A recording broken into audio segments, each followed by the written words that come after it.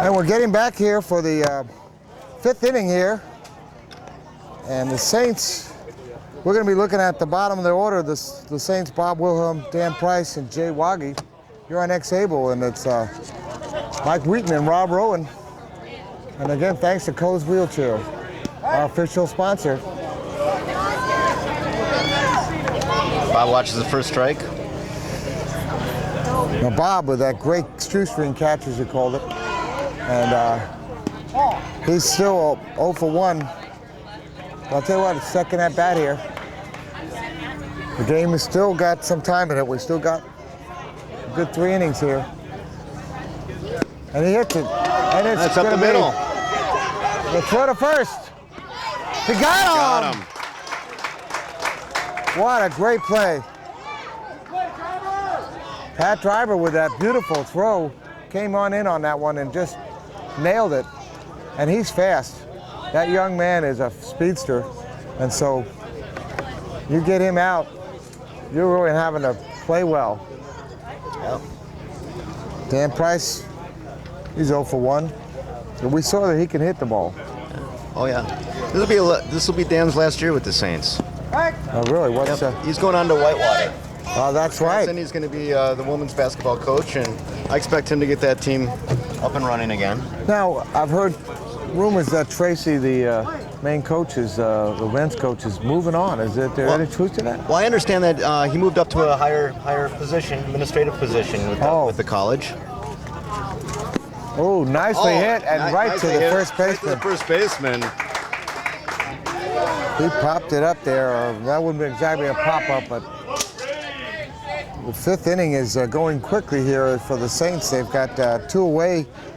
And you know what? You look at the way that they've been hitting, except for that first inning, it's either been 1-2-3 or 1-2-3-4 in the last 2 innings. Second, it was 1-2-3, then they got a couple of singles, and they got that double play and out, and then 1-2-3, and that's 1-2. So Jay Waggy has to see if he can break this spell that the Barons have put over them. It's really a different Saints team without George Kiefner and Joe Aarons. Yes. 2 of their big guns. Yeah, I was hoping to see them play. The funny thing about George, he's the only player in our sport to win an all-tournament selection in every single position. Wow. Yeah, you had mentioned that. Joe's got a hold that's of going to that. be a solid. Oh, but Brett stands up and throws it. And gets him. And they go 1-2-3. And they still have their 4 runs as they face the Barons in the bottom of the 5th here, who have their 8 runs that they have to build on. And we're going to be seeing Doc, Paul Kroberhoff, who, by the way, Doc had a double his first at bat. He's 1 for 2. So we're seeing the middle to bottom of the order for the Barons. So as commissioner of this great organization, how do you feel this tournament's going? It's going very well. Yeah, absolutely very well. We're a little bit short this year. It's a Paralympic year. I think this is the first time we've only had a dozen teams in probably about 15 years. So it's kind of low. Maybe gas prices had something to do with that. That may be it. But with the lower teams, there's less issues. Yeah, we're missing some of the players. We're missing some huge players like Paul Schulte is missing from the Rays. Yep, and that, he makes a big difference to that Rays team. They won Division II last year. Yeah, I think. I think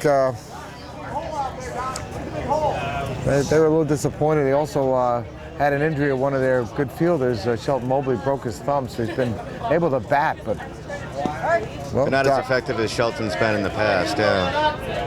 So not the best year for him. Oh, and he hits it out. Puts it in there. That's going to be a tough play at first. And he beats it got out. him. Oh, wait. First he called him out, and then he called him safe. Yeah, it didn't look like Guerrero had a clean catch on that throw. Well, it's a big start there. It's so funny, and I'm not sure this ump over there is named, but a really nice guy who's playing out there near second base. But he starts to raise his hand, ready for that out, and then it's like, got you going there. John Morse, who is 0 for 2 so far. But he's calmed down as he's pitching. Oh, that's a pop-up. That's going to land. Well, I'm coming in for it. It's going to land. He brings it down and a throw. Okay. Oh, and the ball goes. Doc goes to third. And they have runners on the corners with no outs. Runners on the corners with no outs. Wow. This Barons team's determined. Hey, you know, the sun's finally come out. All right, looks like the Barons are going to make a change here. Taking Bruce out. This is interesting. Bruce Romick is putting Matt Anderson in. Well, I think well, Bruce had a single. He's 1 for 2, so not like he didn't produce. But have you seen? Has Matt got a big shot? Matt's got he's a big hitter. He's a big hitter. So I'm not sure he's quite the defensive player that Bruce is, but he's got a big bat and it's a good situational move for him. With no outs, it's a great place to put him in here. If he gets a big hit here, you got runners on the corners. First off, you avoid the double play if you can really get a hold of it. And the second thing is you're definitely driving a run. And I know that they know the Saints team's not going to be quiet forever. And he puts it right in a hole there. Let's see what happens. Evan Thornton, go back, get a hold of it. A run scores it. He's safe. An RBI single for Matt.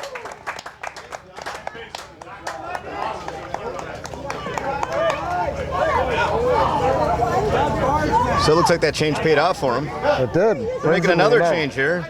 So that gives him,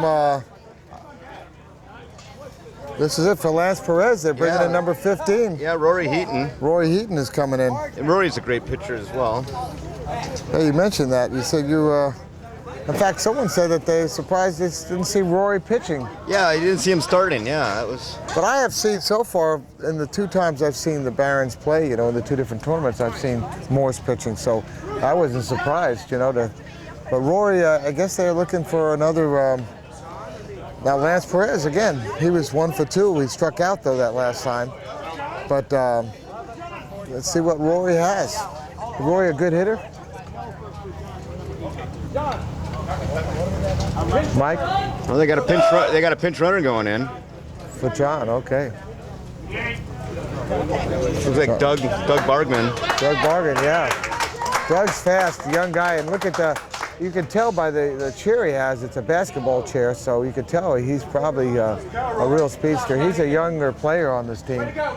And I saw him playing at a couple of tournaments because he was subbing in there for Doc in Tampa and in Chicago. We covered on X-Able. Let's take a look at the hits here for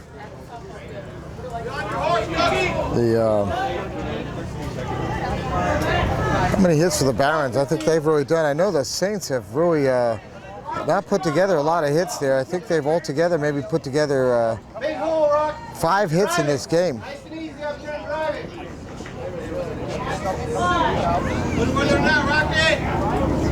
Yeah, I'm showing 14 hits for the Barons.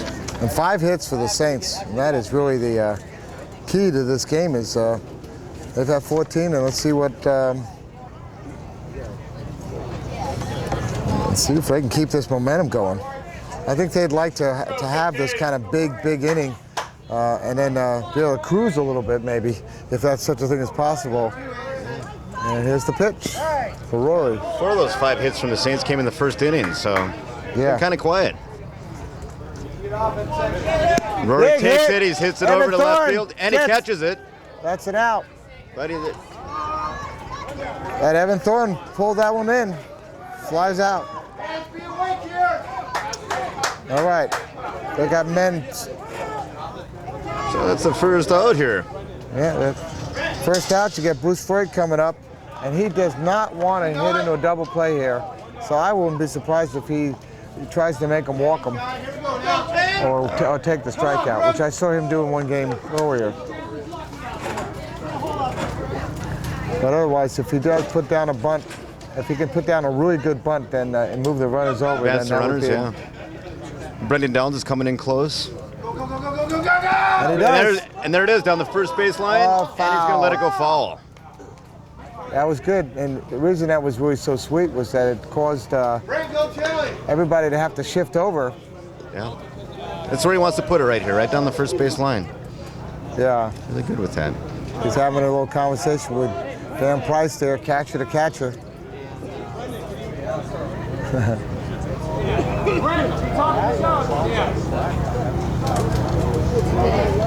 Roy says, Now, typically I've seen teams actually take their quad catcher, put him in right field, and put a different player behind home plate so they can pick that ball up and make that double play. Yeah. Yeah, we did see that. That's a very smart defensive move. Oh, and he throws the bat. Thank you. 2 strikes on him. You're looking 0-2 on Bruce. He wanted to hit that ball so bad he figured let the bat do it. Yeah. Might have been a hit and run play. Yeah. I think Anderson picked that up and threw him outside, and yeah, probably the best Bruce could do to try to get contact with that ball. Okay, now they're making some switches here. They're moving Waggy into center field, moving Wilhelm up to third base. Okay. For the speed. See, but I still agree with you about that move there. There's the pitch. It's outside. They were looking for another hit and run going on there.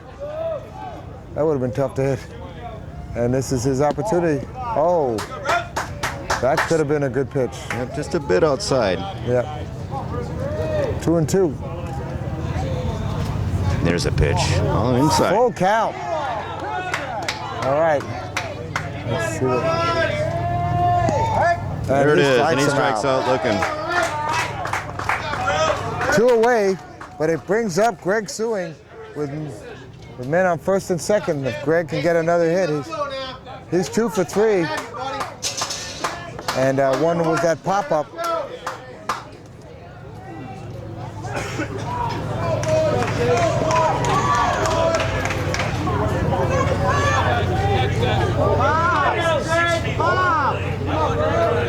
You know, I was wondering if Bruce, we saw how hard Bruce hit it the other time. I wonder if he was going to take a real swing out of that, There's the pitch. Greg.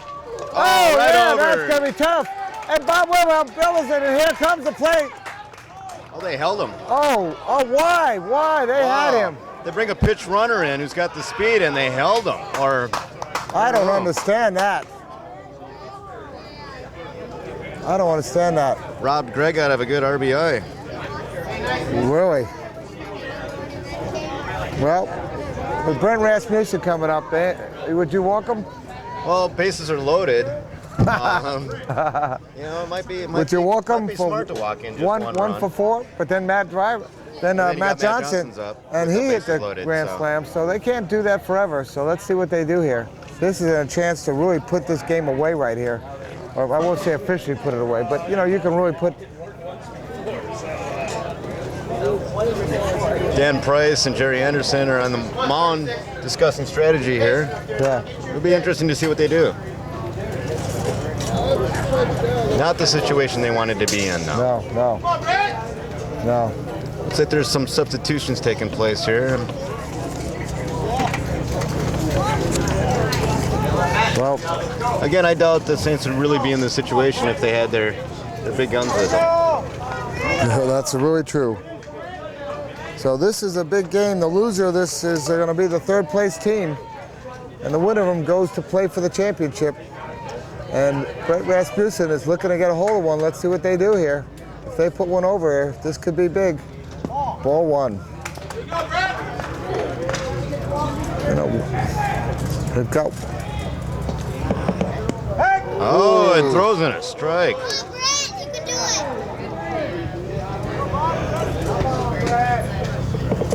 Oh, that's it's foul. a foul ball. That Over is the fence ball. hugely foul. Watch out out there.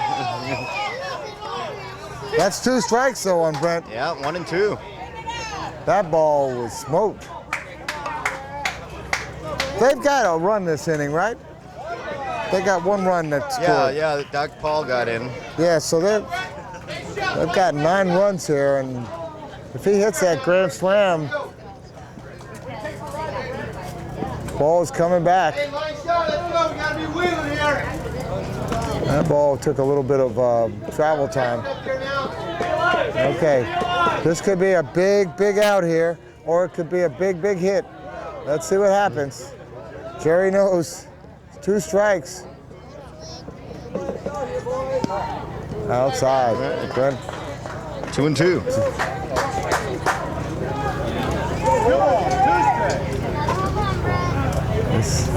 Big pitch coming up here. There it is. There's a swing, and it's a sky ball.